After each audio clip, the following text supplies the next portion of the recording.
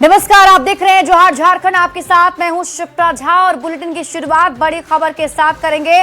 चतरा से इस वक्त की बड़ी खबर मिल रही है। गिद्धौर से लापता मुन्नी का शव बरामद हुआ है। 28 दिसंबर से मुन्नी कुमारी लापता थी और जानकारी देने पर 50,000 रुपए का इनाम पुलिस ने रखा था।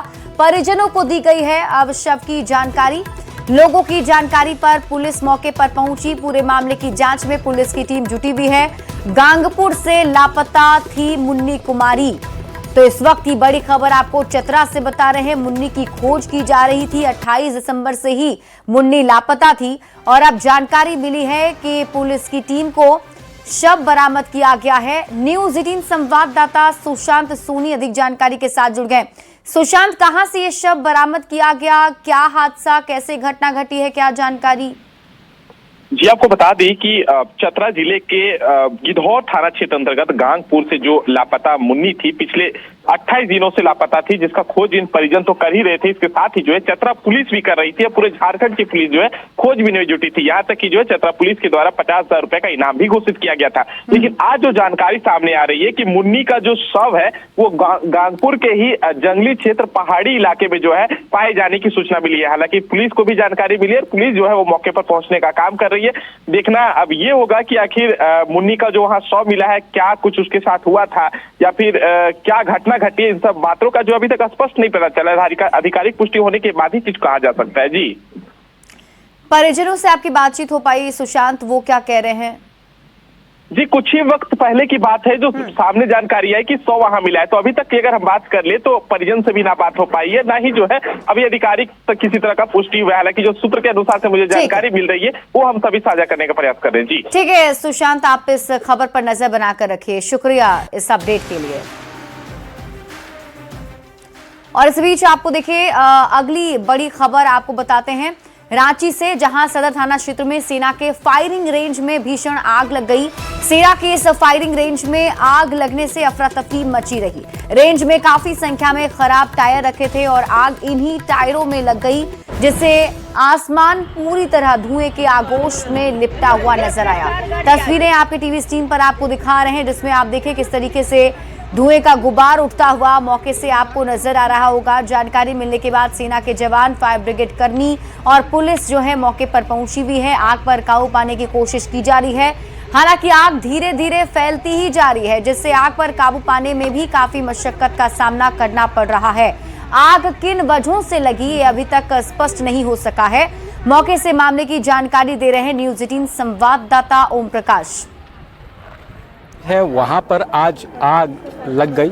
इस आग की चपेट में फायरिंग रेंज का करीब ज़्यादातर हिस्सा आ गया है। देख सकते हैं जो यहाँ पर टायर थे, जो स्क्रैप टायर जो फायरिंग के रेंज के दरमियान इस्तेमाल हुआ करते थे, उन्हें यहाँ पर रखा गया था। उन टायरों में इस आग ने उन्हें अपनी जद में लिया, जिस वजह से इस वक्त जो पूरे धुएं का गुबार है वो हर तरफ नज़र आ रहा है। आसमान पूरी तरह से धुएं के गुबार से भर चुका है। ख़ासतौर से अगर बात करें तो पुलिस के साथ जो फायर ब्रिगेड है वो तो पहुंची हुई है, वहीं सेना के जवानों ने भी अपनी कमान संभाल ली है और आग पर काबू पाने का प्रयास किया जा रहा है। लेकिन जिस तरह से ये आग ने भयावह रूप लिया है उससे आम लोग भी सकते में हैं। ख़ासतौर से हम जानने की भी कोशिश करेंगे लोगों से कि जिस तरह से ये आग लगी है उससे आप लोगों को भी डर लग रहा है। ये आग जिस तरह से यहाँ पर लगी है बस थोड़ा सा पहले जल रहा था, उसका बाद में तो फिर लगा, उसका बाद में पूरा जल गया। हाँ, तो बोलल गया कि बुलाइए अथी करने के लिए, तो ये लोग वीडियो बना रहे थे। वीडियो बनाने के बाद में ये लोग अपना ठीक है। हाँ, तब ये लग रहा है आग जिस तरह से बढ़ी है, आसपास में कई लोग भी रहते हैं, बहुत रहते हैं सर, बहुत ज़्यादा। बहुत डर भी लग रहा है कि अभी क्या होने वाला है पता नहीं। अभी बहुत सारा चक्का बचा हुआ है जलने के लिए।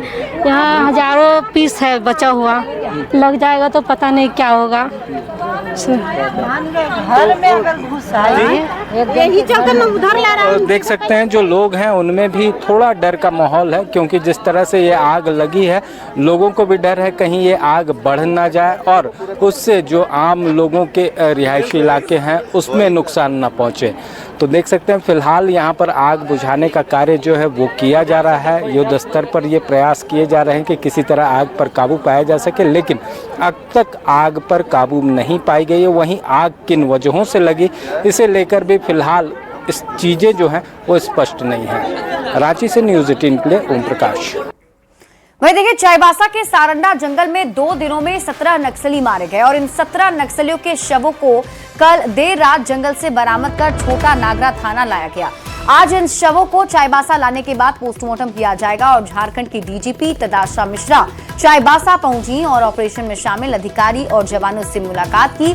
इस दौरान झारखंड सेक्टर के सीआरपीएफ के आईजी साकेत कुमार सिंह भी मौजूद रहे। डीजीपी ने सुरक्षा बलों के जवानों का हौसला बढ़ाया और इस अभियान की जमकर सराहना भी की।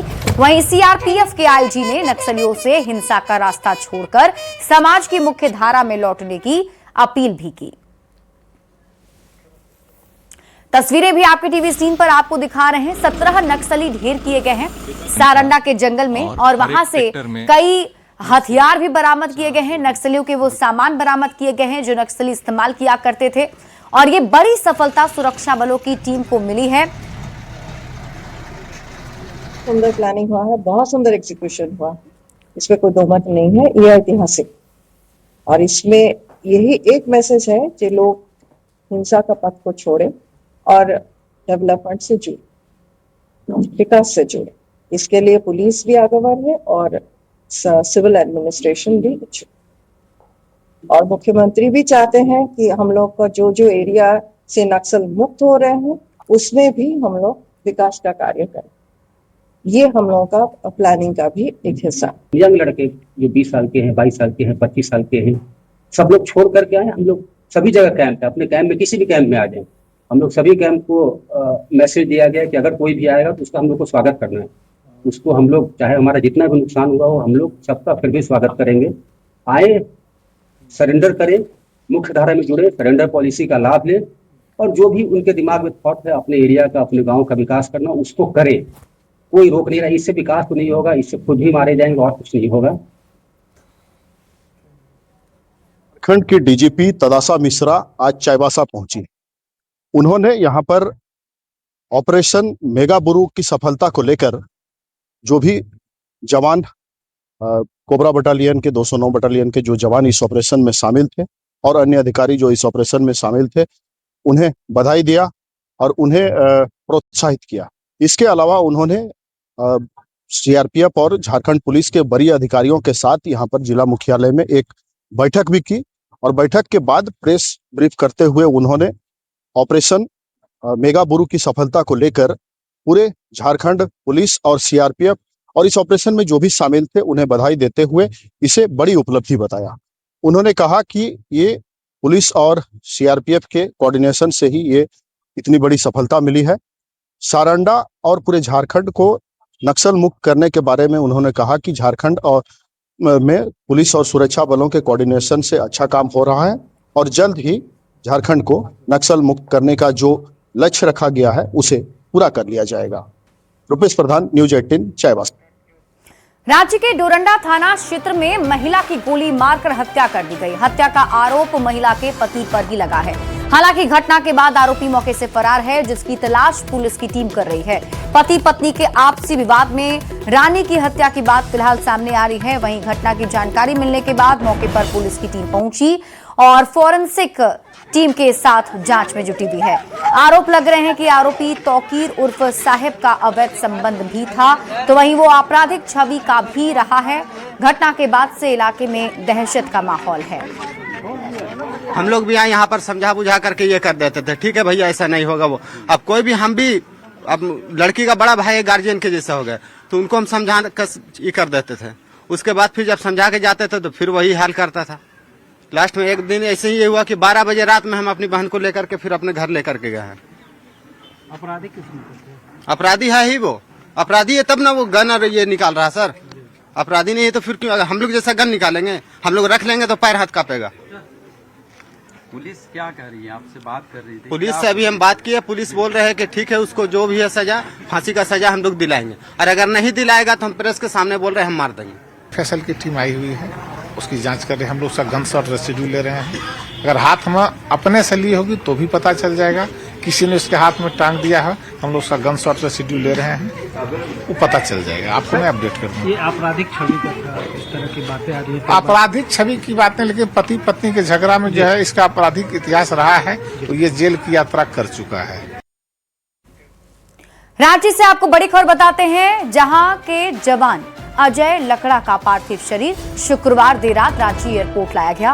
उसके बाद उनके शव को उनके पैतृक गांव लाया गया, जहां पूरे सैन्य सम्मान के साथ शहीद को अंतिम विदाई दी गई। शहीद जवान का पार्थिव शरीर घर पहुंचते ही पूरा गांव मातम में तब्दील हो गया। उनकी मां, बहन और भाई सहित परिवार के लोगों ने भावभीनी श्रद्धांजलि अर्पित की। रांची एयरपोर्ट में सैन्य अधिकारी और वित्त मंत्री ने भी शहीद को नम आंखों से श्रद्धांजलि दी।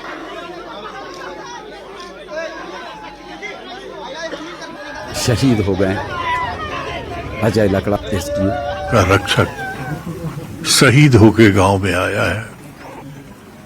लेकिन ये गुमनाम गांव और गुमनाम परिवार का बेटा जब सेना में होता है तो वो एक अकेला नहीं, बल्कि वो पूरे देशवासियों का रक्षक माना जाता है। उसकी शहादत को हम सलाम करते हैं। देखिए, आज अजय लकड़ा जी देश की सुरक्षा में जम्मू कश्मीर में पोस्टेड थे और ड्यूटी के दौरान एक मिशन पर जा रहे थे और दुर्घटना हो गई और उस बस की खाई में गिरने से 10 लोग शहीद हो गए, 11 लोग गंभीर रूप से घायल हैं। ऐसे जवानों पर हमें नाज है। आज इनका नाम अमर हो गया। इंसान जन्म लिया है, मृत्यु होनी है, लेकिन देश के लिए शहीद होना, वैसी मौत के लिए आज हम तमाम झारखंड वासी गर्व भी महसूस कर रहे हैं, मर्माहत भी हैं कि हमारे बीच से एक हमारा नौजवान, हमारा एक जवान आज हमारे बीच में नहीं रहा। झारखंड के जमशेदपुर में बीते दिनों झारखंड एटीएस और दिल्ली स्पेशल सेल के द्वारा दबिश दी गई। दिल्ली से फर्जी पासपोर्ट के साथ अफगानी नागरिक की हुई गिरफ्तारी के बाद दिल्ली स्पेशल सेल की टीम जमशेदपुर पहुंची थी, जिसमें कई अहम जानकारी मिली है। दरअसल 8 से 10 ऐसे अवैध घुसपैठिए झारखंड में बांग्लादेश के रास्ते घुसे थे, जिसकी तलाश अब एटीएस कर रही है। केंद्रीय एजेंसी आईबी की भी इस पर पैनी नजर है। एटीएस एसपी के अनुसार जमशेदपुर के गोलमुरी में अफगानी नागरिक के निवास स्थान से काफी कुछ जब्त किया गया है। उसके कन्फेशन के आधार पर आगे की जांच की जा रही है। जो जिस घर पे, जिस पते पे वो गोलमुरी में जमशेदपुर में रह रहा था, वहाँ पे भी छापेमारी की गई थी। वहाँ पे से हम लोगों ने कुछ चीज़ें बरामद की हैं, कुछ सीजर्स भी हुए हैं, और जो उनके कन्फेशन में जो भी बातें सामने आई हैं और जो सीजर हुआ है उसके आधार पे अगर कार्रवाई भी की जा रही है। हम लोग चेक कर रहे हैं कि ऐसे और भी कुछ लोग हैं या नहीं हैं जो इस तरीके से अवैध तरीके से भारत में रह रहे हैं, हमारे एरियाज में रह रहे हैं। अगर वैसी बात सामने आएगी तो उसमें अगरतर कार्रवाई की जाएगी। प्रधानमंत्री नरेंद्र मोदी ने 18वें रोजगार मेले में 61,000 से ज्यादा युवाओं को नियुक्ति पत्र सौंपा। प्रधानमंत्री नरेंद्र मोदी ने वीडियो कॉन्फ्रेंस के माध्यम से सभी युवाओं को नियुक्ति पत्र सौंपा है। बता दें कि 45 जगहों पर रोजगार मेले का आयोजन किया गया है। रोजगार मेले में सरकारी विभागों और संगठनों में नव नियुक्त युवाओं को नियुक्ति पत्र दिया गया है। आज देश के 40 से अधिक स्थानों पर ये रोजगार मेला चल रहा है।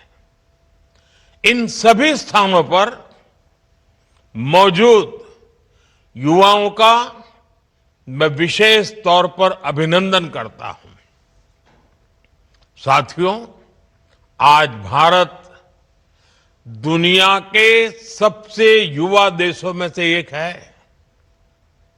हमारी सरकार का निरंतर प्रयास है कि भारत की युवा शक्ति के लिए देश दुनिया में नए नए अवसर बने।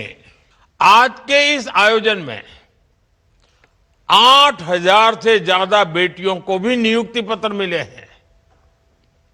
बीते 11 वर्षों में देश की वर्कफोर्स में विमेन पार्टिसिपेशन में करीब करीब 2 गुनी बढ़ोतरी हुई है।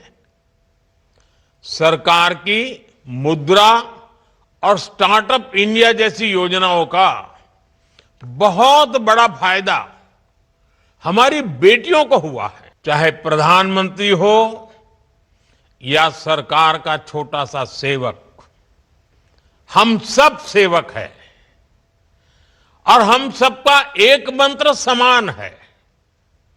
उसमें न कोई ऊपर है न कोई दाएं बाएं है। और हम सबके लिए, मेरे लिए भी और आपके लिए भी, वो मंत्र कौन सा है? नागरिक देवो भव। नागरिक देवो भव के मंत्र के साथ हमें काम करना है। आप भी करते रहिए। लंदन दौरे पर सीएम हेमंत सोरेन से जिंदल समूह के प्रतिनिधियों ने मुलाकात की।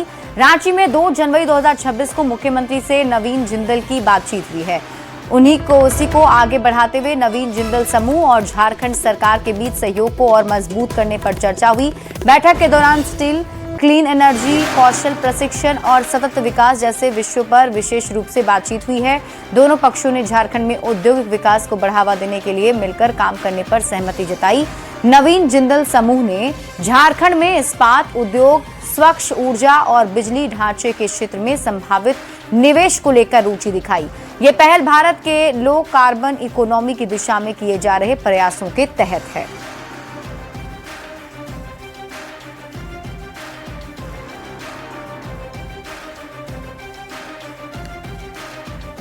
मुख्यमंत्री हेमंत सोरेन दावोस और यूके के दौरे पर हैं और इधर राज्य में लोकप्रिय आदिवासी नेता बनने की भी होड़ है। जहां जेएमएम हेमंत सोरेन को देश का सबसे बड़ा मुख्यमंत्री और सबसे बड़ा आदिवासी नेता बता रही है, तो वहीं बीजेपी नेता मधु कोड़ा ने हेमंत सोरेन को आदिवासी विरोधी बताया है। हेमंत सोरेन ही एकमात्र यहाँ देश का आदिवासी नेता के रूप में है, ऐसा हम नहीं मानते हैं। क्यों?